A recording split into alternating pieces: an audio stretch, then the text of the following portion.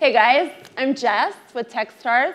I've been with Techstars since we first started running accelerator programs outside the US. London was the first non-US city for Techstars. And then in 2014, we set up a program specifically focused on fintech. Partnered with Barclays with the first location also here in London. 2015, we added New York, also focused on fintech. And 2016, we added fintech programs in Tel Aviv as well as Cape Town. So my life has kind of evolved with these additional programs, and I spent about 3 years really immersed in fintech across the different locations. Last year being the most wacky, splitting my life, half London, half South Africa, or occasionally Ghana, or occasionally Kenya, or whatever was needed. And really, now I work on whatever's new outside the US and Canada, which is also bonkers. But the downside of this life is that it's hectic, and I don't see people here as much as I would love to, and personal life is a mess. But the upside is that I get to be part of so many different communities, and really just get to meet a lot of different people in different ecosystems and understand and hear people's stories. So when asked if I wanted to pull together a panel here, I was really excited to try to uncover different people's stories who've grown up or launched companies in different parts of the world. So I'll let everyone here introduce themselves. With Pete, Veronique, and Dan, I know them through different accelerator programs we've run. And with Afra, we've just gotten to know each other along the way. So everyone's got a different story to tell. And initially, maybe if you guys just want to introduce where you're from and a bit about the companies that you've set up. Should kick it off? Go for it. Hi, my name is Peter James. I'm the founder and CEO of ShieldPay, based here in London. Just finished the Techstars Accelerator with Barclays in March. ShieldPay is an instant digital escrow facility that protects people when buying and selling with people they don't know online. A team of, started with 2. With Techstars, we're now up to 14. An FCA-regulated entity as a payment institution, which was grueling, but we got out the end of it quite well, and was with Veronique through that.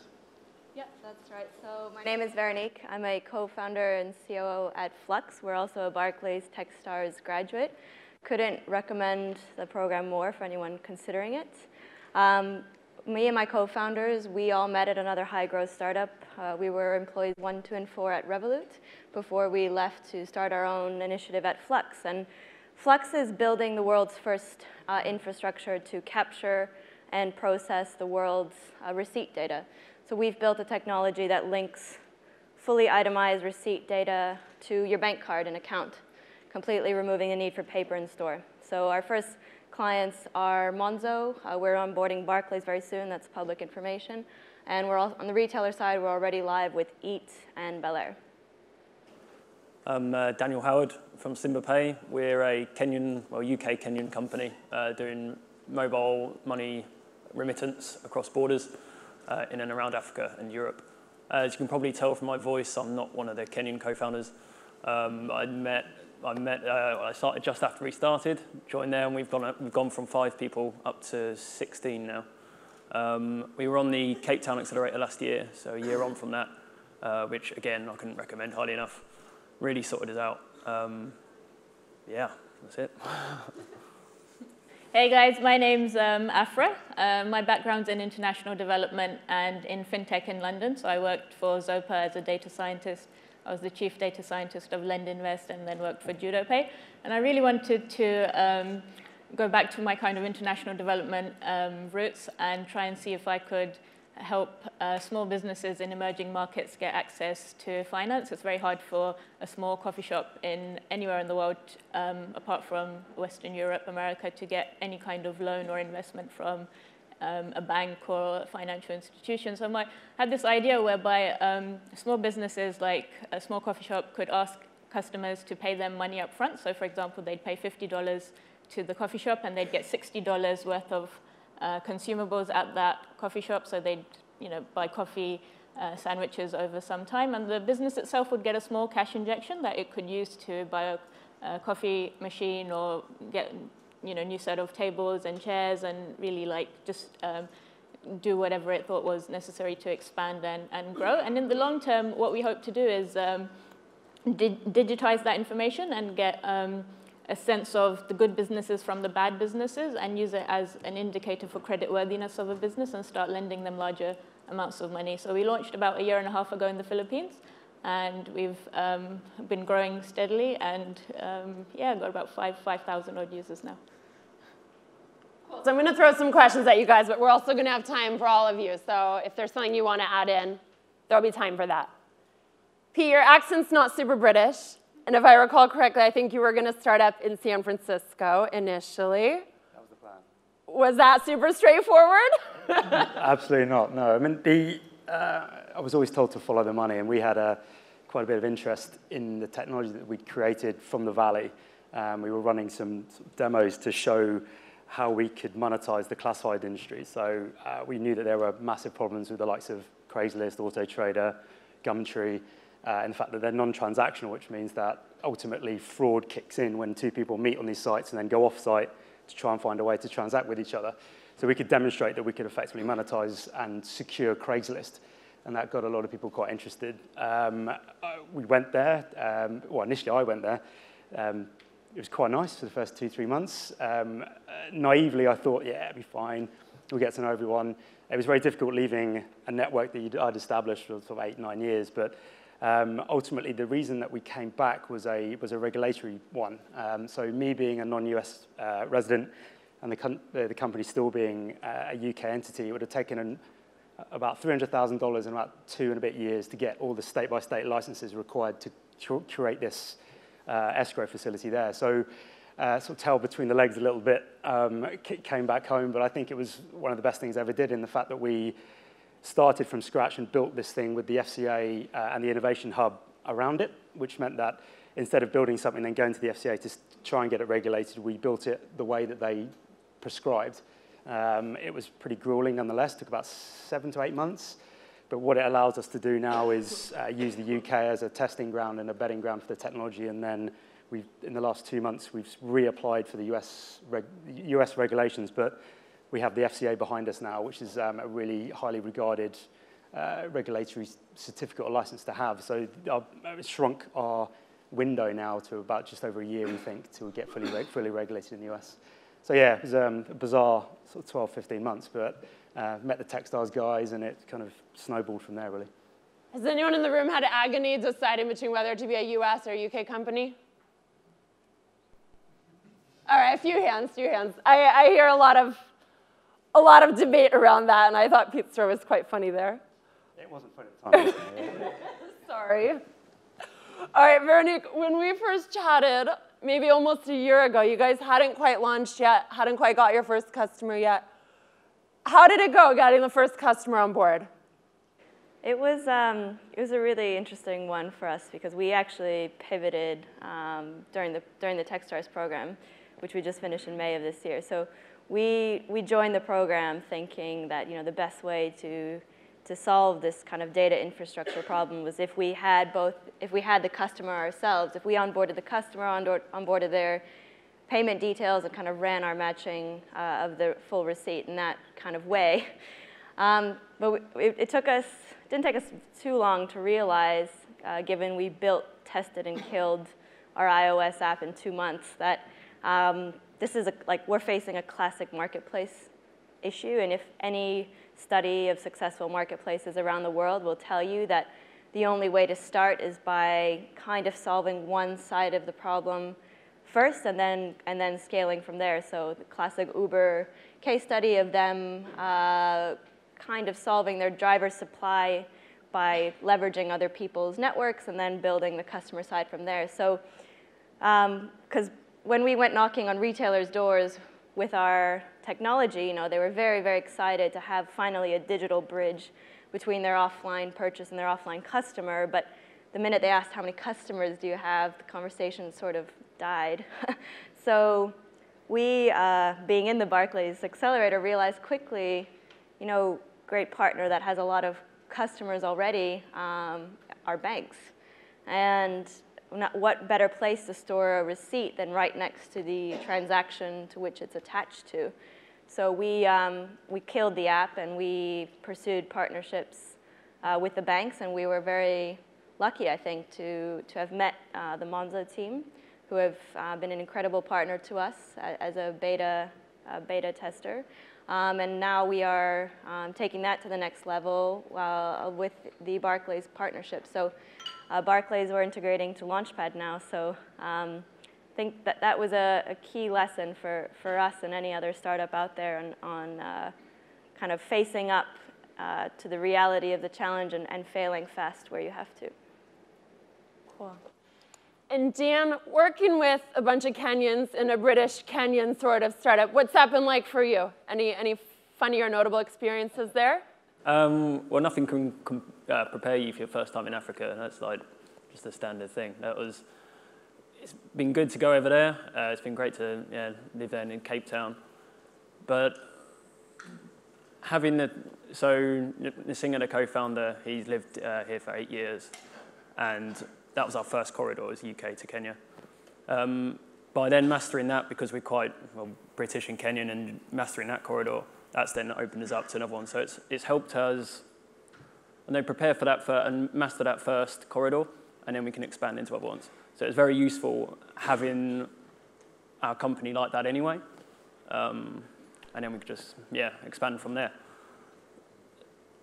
As far as with Cape Town, that was a different experience altogether. That was 3 months of really intense work, and since that accelerator has happened, I'd say our usership has just gone crazy. We're expanding in more markets, launching into India soon, and from there we're just going to keep going, and hopefully I'll be even further ahead.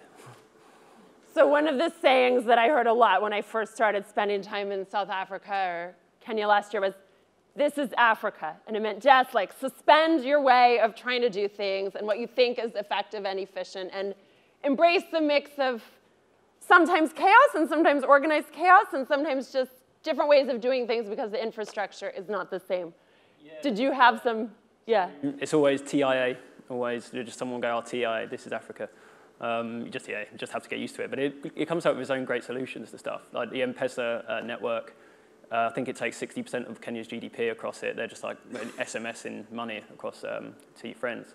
We're just so used to being banked, and you can log onto your NatWest app and send it across, which I think is 90% of Africans don't have bank accounts, so they've just come up with this whole new solution to get around.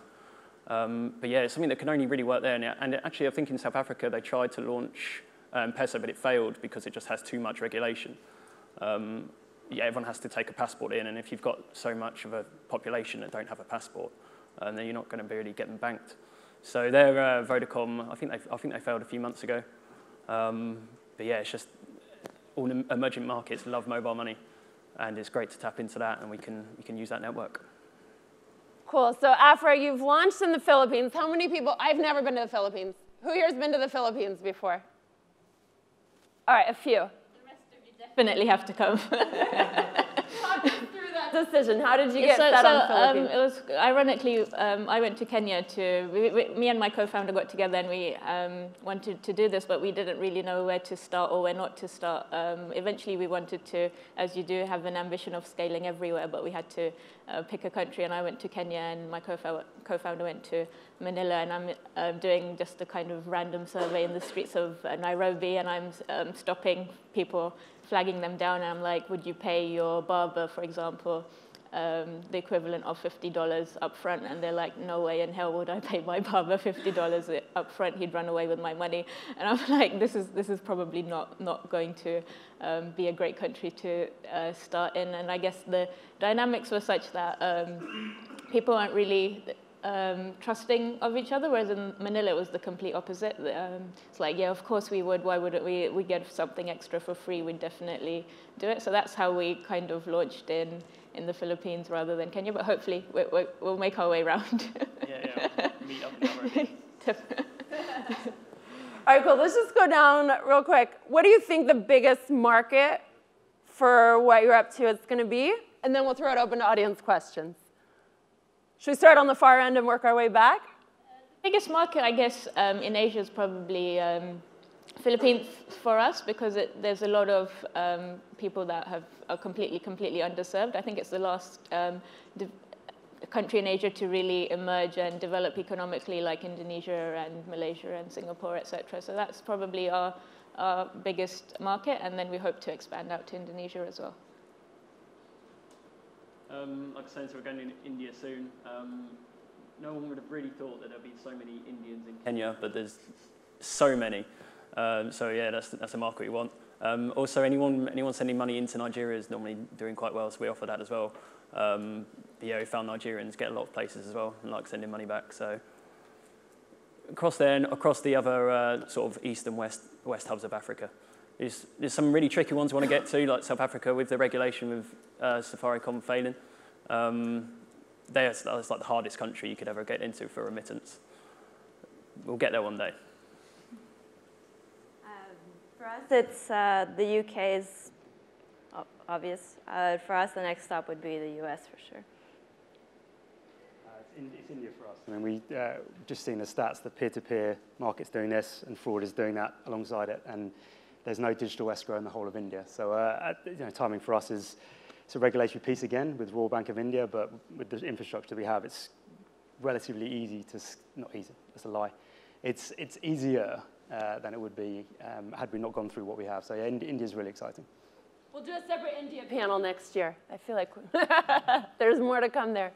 All right, do you want to open it up to questions here?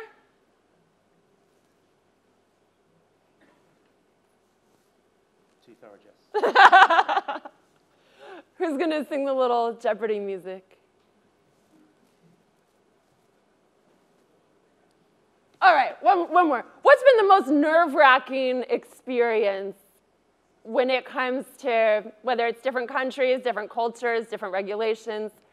What has been the most painful or just made you the most stressed out? The FCA. Just because if they say no, you can't do anything. So there wasn't an alternative. If you wanted to start transacting in the UK, you had to build everything and then pass it to the FCA and get a sign off and a license, and then it works. But if they said no, game over. So that happened mid-accelerator, and it was a good day. But yeah, very, very nerve-wracking. It's a tough one for us since we're not regulated at the moment. But I think most stressful experience culturally, yeah. I mean, it's hard to say because I think startup culture is actually almost like a subculture of itself in London. So before I was in startups, I used to work in investment banking, and again, not with many British people actually. So I have to say, like, shifting between that extremely corporate world to the startup world, I think startups are a completely different culture of themselves. I think for us, what's been the most interesting shift is getting in the mindset of our retail clients, actually. We tend to understand our banking partners pretty well. Retail is a new territory for all three founders, and it's a completely different mindset, especially offline retail with the upside challenges that they face. So actually, I would define culturally differently there. It's more when you're different mindsets of how to solve problems. So I think the most stressful for us has been getting in that mindset, understanding how to sell into it and solve a real problem there. Last year we did, oh man, I can't remember what it's called. It was an accelerator, the best startups in Africa, or something like that, in Lagos, and we had to present. And as you can probably tell, I'm quite nervous when I'm talking to lots of people. I'm a coder. I like headphones on and just sitting behind my computer. So that was quite an eye-opening experience, and just Lagos in general as well. Everyone, you need to go around there. It's just insane. You can't describe it. But yeah, that week it's just a completely different way you could imagine living. There's been more stress than not stress, I think.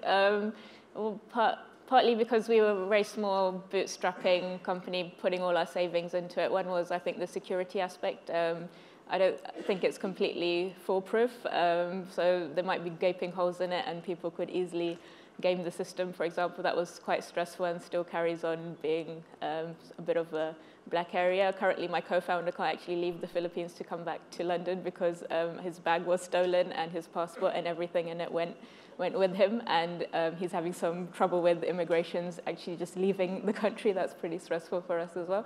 And I think doing a startup in another country is also, we carry a lot of assumptions with us. So one of the assumptions I had was that most people are quite used to saving, and there's really no kind of saving culture in the Philippines. Everyone kind of just lives for today. When they buy shampoo, it's not often in a big kind of full-size container. They buy small sachets. It's just because it's a very different type of day-to-day culture, and no one's really thinking long-term. And that assumption was kind of critical to my whole thinking around everyone wants to save up and get a better deal. So very kind of shocking things to the core have been hard to pivot around and change your product a little bit to try and suit what people are used to and what they understand and recognize.